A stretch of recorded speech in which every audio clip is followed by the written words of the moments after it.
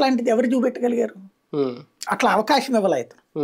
అది తేడా. అంటే behind the secret financial status కొంతవరకు ఫైనాన్షియల్ సపోర్టా ఏది వీళ్ళే నడపడం. ఇప్పుడు వేమిరెడ్డి ప్రభాకర్ రెడ్డి ఫైనాన్షియల్గా చాలా వెల్ అండ్ సెటిల్డ్. ఇప్పుడు ఆయన అటు వెళ్ళిపోయాడంటే ఒక ఆర్థిక మూలం ఈయన చేజార్చుకున్నారు, ఆయనకు వచ్చింది అనేది. అలాగే ఒక నారాయణ ఎప్పటి నుంచో ఒక మంచి ఫైనాన్షియల్ సపోర్ట్గా తెలుగుదేశం పార్టీకి ఉన్నాడు కాబట్టి ఆయన చెప్పినట్టే టీడీపీ మొన్నటి వరకు నడిచిందా? దాన్ని యూజ్ చేసుకుంటున్నారా బాబు గారు? ఇప్పుడు జగన్మోహన్ రెడ్డికి చంద్రబాబుకు ఉన్న తేడా ఏంటంటే, జగన్ అధికారంలో ఉన్న ప్రతిపక్షంలో ఉన్న డబ్బు తను సమకూరుస్తాడు, తెచ్చి అరేంజ్ చేస్తాడు క్యాండిడేట్ అంటే అందరికీ అని కాదు, అవసరాన్ని బట్టి పెట్టుకోలేని వాళ్ళకి నిర్ణయానికి తగ్గట్టుగా సామాన్యుడిని కూడా తీసుకొచ్చి కూర్చోబెట్టి డబ్బులు తనే అరేంజ్ చేసి చేయించుకుంటాడు.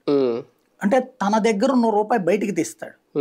చంద్రబాబు నాయుడు మాక్సిమం తన దగ్గర ఉన్న రూపాయి బయటికి తీయడు.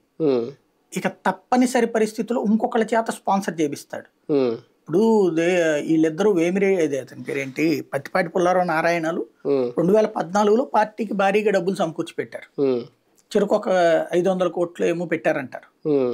ఆ ఇంపాక్ట్ ఏమైంది? వాళ్ళిద్దరికి మంత్రి పదవి ఇచ్చారు. మరి వాళ్ళిద్దరూ 1500 కోట్లు సంపాదించుకుని ఉంటారు కదా ఆటోమేటిక్ గా. ఇప్పుడు అలాంటి కాన్సెప్ట్ 2019లో మళ్ళీ ఇప్పుడు కావాల్సి వస్తుంది. ఇప్పుడు ఏమైంది?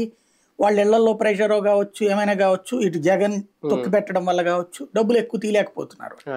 మాక్సిమం 100 కోట్లు 150 కోట్లు ఖర్చు పెట్టడానికి తీస్తున్నారు.